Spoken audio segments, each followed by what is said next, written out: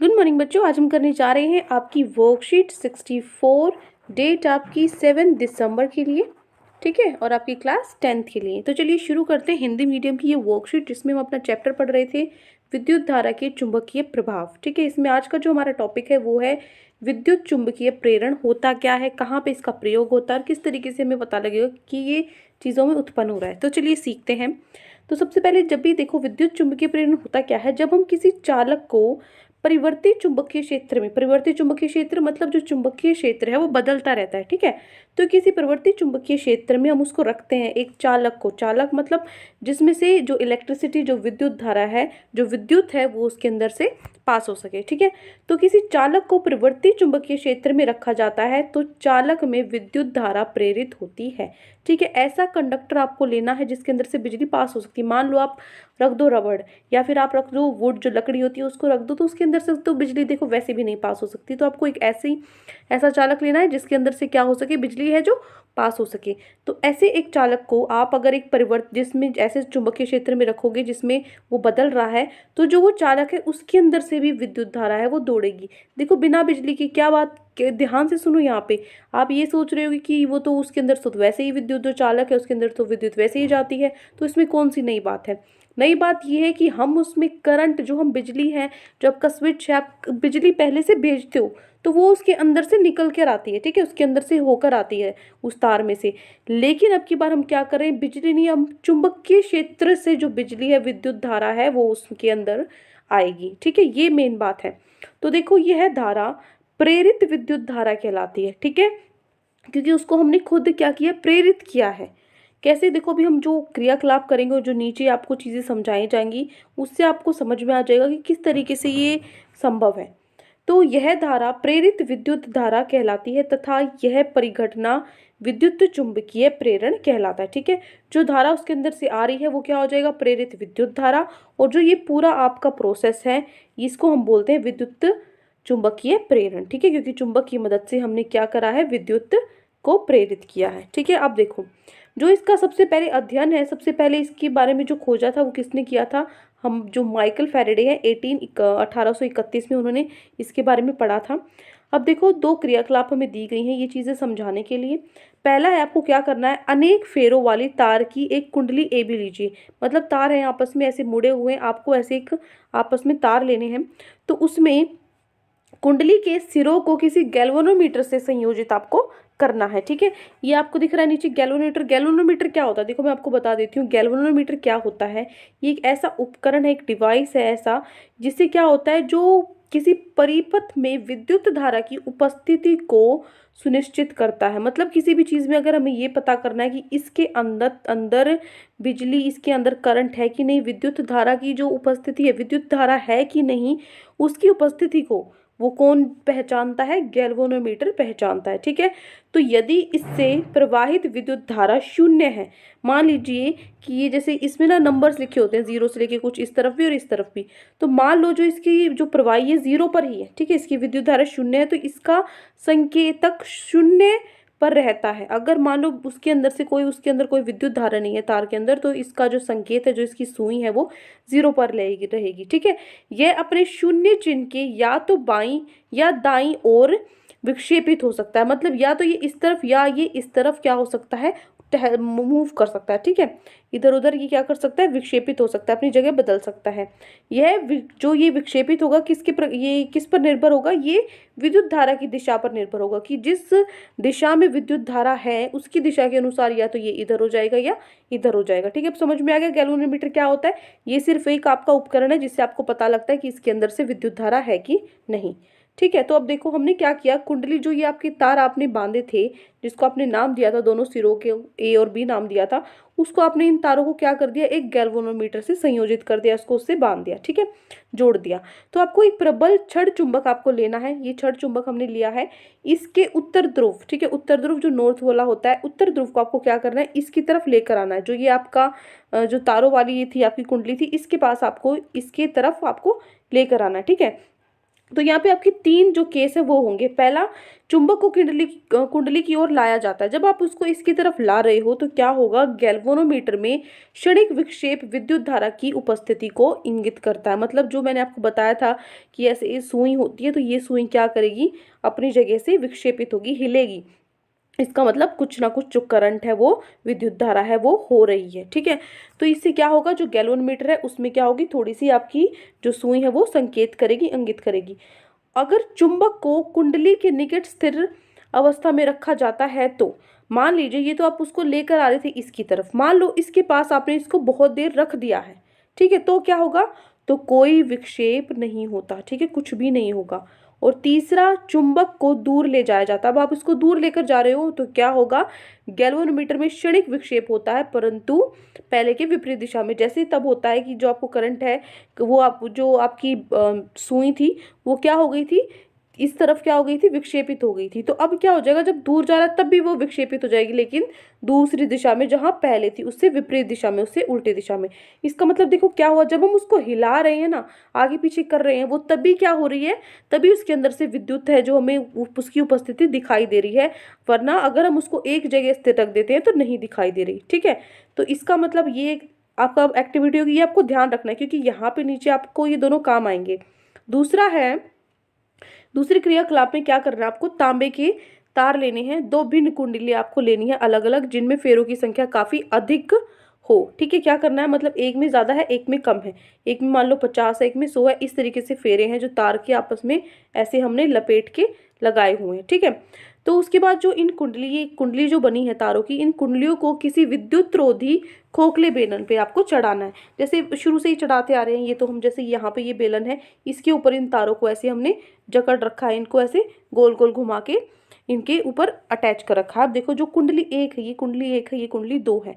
कुंडली एक को, जिसमें फेरों की संख्या अपेक्षाकृत अधिक है, जिसमें ज्यादा फेरे हैं, इसमें श्रेणी क्रम में बैटरी व प्लग कुंजी से संयोजित किया। क्या किया, इसको जो कुंडली एक थी इसको तो हमने जोड़ दिया एक बैटरी से और एक प्लग से जोड़ दिया, जिससे हम ऑन या ऑफ कर सके, चला सकें या इसको बंद कर सके। ठीक है, बैटरी से जोड़ दिया। और जो अन्य कुंडली दो है, दूसरी कुंडली को हमने गैल्वेनोमीटर से जोड़ दिया। ठीक है, ये दिख रहा है आपको, इसको गैल्वेनोमीटर से जोड़ दिया। ध्यान से सुनो, कुंडली एक को बैटरी से जोड़ दिया और दूसरी को क्या जोड़ दिया, गैल्वेनोमीटर से जोड़ दिया। तो यहाँ पे भी उसी की तरह तीन आपकी केस होंगे, पहला दूसरा तीसरा। पहला क्या होगा, जब आप स्विच ऑन करते हो, जब आप स्विच ऑन करते हो तो गैल्वेनोमीटर में क्षणिक विक्षेप होगा, तभी आपको दिखेगा कि गैल्वेनोमीटर में क्या हो रहा है, आपको विक्षेपित होती हुई उसकी जो सुई है वो दिखेगी। उसके बाद स्थायी विद्युत धारा, जब आप उसमें बहुत देर तक एक ही, मतलब जो आपका विद्युत धारा, ना तो उसको बढ़ाते हो ना उसको कम करते हो, एक ही रखते हो, तो कोई विक्षेप नहीं होगा।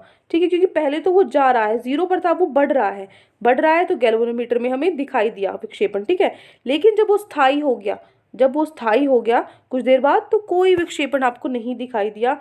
लेकिन दोबारा जब स्विच ऑफ किया जाता है तो गैल्वेनोमीटर में क्षणिक विक्षेप, परंतु पहले के विपरीत दिशा में होता है। इसका मतलब देखा आपने, जब कुछ बदल रहा है ना, तभी जो विद्युत है वो आपको देखने को मिल रहा है। पहले अपने जो पिछली एक्टिविटी अभी करी, जो क्रियाकलाप, उसमें भी यही था कि जब तक हम उसको आगे या पीछे ला रहे हैं तो जो गैल्वेनोमीटर है उसके अंदर, उससे हमें पता लग रहा है कि विद्युत धारा है। इसमें भी उसी तरीके से, जब हमने क्या किया, उसके अंदर से करंट चलाया, बंद किया, तब दिख रहा है विद्युत धारा, लेकिन जब हम उसको स्थिर एक ही करंट दे रहे हैं तो वो नहीं हो रहा। मतलब जब कुछ बदल रहा है तभी उसके अंदर विद्युत धारा दिखाई दे रहा है। ठीक है, तो यही मेन पॉइंट है। तो देखो, सबसे पहले प्रेरित विभवांतर, आपको देखो एक चीज आपने ध्यान दी, इसके अंदर यहाँ पे बैटरी तो इसके पास लगी हुई थी, बैटरी तो इसमें लगी हुई थी, विद्युत धारा तो इसमें से निकली। ठीक है, लेकिन गैल्वेनोमीटर यहाँ है, इसका करंट यहाँ कैसे आया, इसका करंट इसमें कैसे दिखा, इसका जो विद्युत धारा है वो इसमें कैसे दिखी, क्योंकि गैल्वेनोमीटर तो यही बताता है कि विद्युत धारा उपस्थित है कि नहीं। तो इसकी इसमें कैसे दिखी, ये तो मैंने इस कुंडली से जोड़ रखा है। तो देखो, इससे हमें यही पता लगता है कि इस कुंडली के अंदर भी क्या है, विद्युत धारा है। जो कुंडली मैंने इसके पास रखी हुई थी, इसका मतलब इसमें भी क्या हो गया, कुछ विद्युत धारा आई है। तो इसका मतलब जो वो बनी है वो क्या है, हमारी हमारी विद्युत चुंबकीय प्रेरण से, जैसे मैं आपको बता रही थी, है ना, उसी प्रकार ये भी क्या होगा, एक प्रेरित, क्या होगा आपका, जिसको हम क्या बोलते हैं, प्रेरित विद्युत धारा, ठीक है। और दूसरा क्या होगा, किसके द्वारा हमने किया था, विद्युत चुंबकीय प्रेरण, ठीक है। अब देखो उसके बाद है, ये देखिए एक मिनट, यहाँ से अब हम देखते हैं प्रेरित जो ये आपका विभवांतर अथवा विद्युत प्रभावन बल है, ठीक है। ईएमएफ जिसको हम बोलते हैं, आपने पहले भी पढ़ा होगा, इंग्लिश में इसको पोटेंशियल डिफरेंस बोलते हैं। तो ये क्या होता है, देखो जिस तरीके से हमने प्रेरित विद्युत धारा बोली है या फिर हमने विद्युत चुंबकीय प्रेरण बोला है, इसी प्रकार ये तो क्या हो गई, जो विद्युत धारा और हमारा चुंबकीय प्रेरण हो गया, लेकिन उसी प्रकार जो हमारा विद्युत प्रभावन बल है वो भी हो जाएगा, वो भी प्रेरित विभवांतर अथवा विद्युत प्रभावन बल ईएमएफ, ठीक है। ये क्या होगा, देखो जब किसी कुंडली के परिवर्ती चुंबकीय क्षेत्र के कारण अन्य कुंडली में उत्पन्न विभिन्नांतर प्रेरित विभवांतर कहलाता है और इस प्रकार उत्पन्न विद्युत धारा प्रेरित विद्युत धारा कहलाती है, ठीक है। तो देखो आपको क्या बोल रहा है कि मान लो आपकी जो कुंडली है तारों की आपने आपस में लपेटी हुई है, उसमें जो भी परिवर्तित चुंबकीय क्षेत्र के कारण, चुंबकीय मतलब देखो ये आपको मेन जो पॉइंट यही है कि वो क्या होगा, परिवर्तित, बार बार ये जो शब्द है परिवर्तित इसका उपयोग हो रहा है, ठीक है। तो इसमें क्या होगा, जब कुछ बदल रहा है तभी वो क्या हो रहा है, प्रेरित विद्युत धारा जो है उत्पन्न हमें हमें देखने को मिल रहा है, ठीक है। तो परिवर्तित जो चुंबकीय क्षेत्र उसके कारण जो दूसरा कुंडली है ना, उसमें भी क्या उत्पन्न होगा, विभवांतर उत्पन्न होगा। तो उसको हम क्या बोलते हैं, प्रेरित विभवांतर कहलाता है। वो क्या कहलाएगा, प्रेरित विभवांतर, ठीक है। तो इस प्रकार जो उत्पन्न विद्युत धारा है उसे हम क्या बोलेंगे, प्रेरित विद्युत धारा। ये तो हम पहले पढ़ चुके हैं। अब देखो विद्युत चुंबकीय प्रेरण, ये क्या होगा, जो हमने ऊपर भी पढ़ा था वही चीज है। ये वह प्रक्रम जिससे वह मतलब जो प्रोसेस, वही प्रोसेस जिसके द्वारा एक चालक किसी चालक के परिवर्तित चुंबकीय क्षेत्र के कारण अन्य चालक में विद्युत धारा प्रेरित होती है। जैसे अपनी पढ़ा था यहाँ पर, एक की वजह से दूसरे में भी हम क्या देखने को मिल रहा है, विद्युत धारा देखने को मिल रही है। तो ये पूरा प्रोसेस होता है, इस परिघटना को ही हम क्या बोलते हैं, विद्युत चुंबकीय प्रेरण कहते हैं, ठीक है। आप देखो विद्युत धारा प्रेरित करने के तरीके, यहाँ देखो कौन से दो तरीके हैं, मैं बार बार बोल रही हूँ आपको कौन से तरीके हैं, जब हम उसको परिवर्तित कर रहे हैं तभी कुछ हो पा रहा है। तो पहला वही लिखोगे, किसी विद्युत चालक को परिवर्तित चुंबकीय क्षेत्र में रखना, जो चुंबकीय क्षेत्र है वो बदलेगा तो क्या होगा, उसके अंदर विद्युत धारा, प्रेरित विद्युत धारा उत्पन्न हो पाएगी। इसी तरीके से क्या होगा, अगर परिवर्तन चुंबकीय क्षेत्र नहीं हो पा रहा है आपका, मान लीजिए वो स्थिर है, क्या है, वो स्थिर चुंबकीय क्षेत्र है, तो क्या होगा, तो आपको जो चालक है उसको गति में रखना होगा। एक चीज तो आपको गति में रहेगी क्योंकि जो बदलाव है तभी क्या होगा, प्रेरित विद्युत धारा में देखने को मिलेगी, ठीक है। तो निरंतर गतिशील चालक को स्थिर चुंबकीय क्षेत्र में रखना, ये दो ही तरीके, या तो परिवर्तित चुंबकीय क्षेत्र को परिवर्तित करो, और अगर चुंबकीय क्षेत्र स्थिर है तो चालक को गतिशील रखो, ठीक है। ये दो तरीके आप। अब इसके आते हैं उपयोग। उपयोग क्या होगे, कहाँ कहाँ ये प्रयोग होता है, तो देखो विद्युत जनित्र में, जो आपके जनरेटर होते हैं ना, अपने बच्चों ने देखा होगा शादी वगैरह में भी, या ट्रैक्टर वगैरह मतलब खेतों वगैरह में भी हमने बहुत बार यूज़ करे हैं। तो वो क्या होते हैं, विद्युत जनित्र होते हैं, जनरेटर जिसको बोलते हैं, ठीक है। दूसरा गैल्वेनोमीटर जो भी हमने पढ़ा, जो हमें विद्युत धारा की उपस्थिति बताता है। और ट्रांसफॉर्मर, ठीक है, ट्रांसफार्मर जो होते हैं हमारे, जिससे हाई वोल्टेज जो जाती है ताकि घरों में बिजली पहुँच सके, ठीक है। ये तीनों है, इन सब में ये काम आता है। अब देखो उसके बाद है प्रेरित विद्युत धारा की दिशा फ्लेमिंग के दक्षिण हस्त नियम द्वारा दर्शाई जा सकती है। जो हमने प्रेरित विद्युत धारा की जो बात की थी उसकी दिशा की बात आए, जैसे पिछली बार की तरह हमने फ्लेमिंग का जो एक और हमने हस्त नियम पढ़ा था, है ना। अब उसी तरीके से ये क्या है, फ्लेमिंग का दक्षिण हस्त नियम है। इसमें क्या होगा, आपको वही 3 उंगली खोलनी है, लेकिन कौन से हाथ की, दक्षिण की हाथ की, ठीक है। जो आपका दक्षिण हाथ है उसको अगर आप तीनों उंगली को खोलते हो तो जो उसमें तर्जनी है, तर्जनी कौन सी बताई थी मैंने आपको, 3 उंगलियां बताई थी। एक आपको अंगूठा खोलना होता है, एक सबसे पहली उंगली खोलनी होती है और एक आपको बीच वाली खोलनी होती है, ठीक है। तो जो ये सबसे पहली जो अंगूठे की साइड में है आपकी, ये क्या है, तर्जनी है। तो यदि तर्जनी चुंबकीय क्षेत्र की दिशा में संकेत करती है, वह अंगूठा चालक की गति में, अंगूठा आपको बता रहा है चालक की गति, और ये क्या बता रही है आपको, चुंबकीय क्षेत्र। तो जो आपकी माध्यिका है ये क्या बताएगी, जो आपकी मध्यमा और जो बीच वाली उंगली है वो प्रेरित विद्युत धारा की दिशा दर्शाएगी, ठीक है। यही क्या है हमारा फ्लेमिंग का दक्षिण हस्त नियम, ठीक है। ये हो गया अब आपके जो पूरी वर्कशीट आज आपको गिवन थी। अब देखो हमारे प्रश्न उत्तर, 3 प्रश्न दिए हमें, पहला, दूसरा और ये तीसरा। तो देखो तीनों प्रश्न को हम करते हैं। पहला विद्युत चुंबकीय प्रेरण क्या है, इसकी खोज किसने की और इसका उपयोग भी आपको लिखना है। तो लिखोगे, ये है आपका पहला प्रश्न, विद्युत चुंबकीय प्रेरण क्या है, इसकी खोज किसने की थी, इसका एक उपयोग भी लिखिए। तो लिखोगे, वह प्रक्रम जिसके द्वारा किसी चालक के परिवर्ती चुंबकीय क्षेत्र के कारण अन्य चालक में विद्युत धारा प्रेरित होती है, विद्युत चुंबकीय प्रेरण कहलाता है। ये आपको समझ में आ गया होगा अच्छे से। ठीक है, दोबारा से मैं एक्सप्लेन कर देती हूँ क्या है। हमने सीखा था, ये आपका पहला प्रश्न है। पहले प्रश्न का उत्तर मैं आपको समझा रही हूँ कि क्या होता है जब किसी, ये वो प्रक्रम है, मतलब वो प्रोसेस है जिसमें हम एक चालक से, एक चालक के अंदर हम उसमें चुंबकीय क्षेत्र में परिवर्तन करते हैं, तो दूसरा चालक है उसमें भी क्या हो जाता है, विद्युत धारा उत्पन्न हो जाती है। विद्युत धारा प्रेरित, जिसको हम क्या बोलते हैं, प्रेरण विद्युत धारा, प्रेरित विद्युत धारा जिसको हम बोलते हैं, वो उत्पन्न होगा। और इस पूरे प्रक्रम, इस पूरे प्रोसेस को हम क्या बोलते हैं, विद्युत चुंबकीय प्रेरण। ठीक है, ये हो गया पहला प्रश्न का पहला पार्ट। दूसरा, इसकी खोज किसने की थी। तो लिखोगे आप, इसकी खोज माइकल फैराडे ने की थी।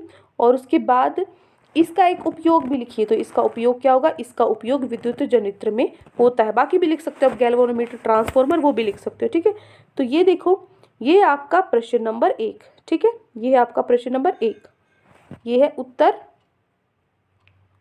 1। ठीक है, अब चलते हैं हमारे प्रश्न नंबर 2 पे। प्रश्न नंबर 2 हमारा क्या है, प्रश्न 2 है, विद्युत प्रेरित कराने के विभिन्न तरीके बताइए। 2 तरीके हमने पढ़े थे विद्युत धारा प्रेरित कराने के, तो वो दोनों हमें लिखने हैं। पहला, किसी विद्युत चालक को परिवर्ती चुंबकीय क्षेत्र में रखना। कैसा क्षेत्र होना चाहिए, जिसको हम परिवर्तित कर सकें, बदलाव उसमें होता रहे। दूसरा, निरंतर गतिशील चालक को स्थिर चुंबकीय क्षेत्र में रखना। ये दोनों पॉइंट आपको ध्यान रखने। ठीक है, ये हो गया आपका प्रश्न नंबर 2। ठीक है, प्रश्न नंबर 2 के उत्तर मिल चुके हैं। अब हम चलते हैं हमारे प्रश्न नंबर 3, जो हमारा आखिरी प्रश्न आज की वर्कशीट का। प्रश्न 3 है, फ्लेमिंग का दक्षिण हस्त नियम क्या है, ये आपको बताना है। तो लिखना है आपको उत्तर में, फ्लेमिंग दक्षिण हस्त नियम के अनुसार यदि तर्जनी चुंबकीय क्षेत्र की दिशा में संकेत करती है, वह अंगूठा चालक की गति की दिशा की ओर संकेत करता है, तो मध्यमा क्या बताएगी, हमें प्रेरित विद्युत धारा की दर्शाएगी। ठीक है, दिशा दर्शाएगी। तो ये है प्रश्न नंबर 3। तो ये 3 प्रश्न आपको दिए गए हैं। होप अच्छे से आपको तीनों समझ में आ गए हैं। आज के लिए इतना ही। Have a great day.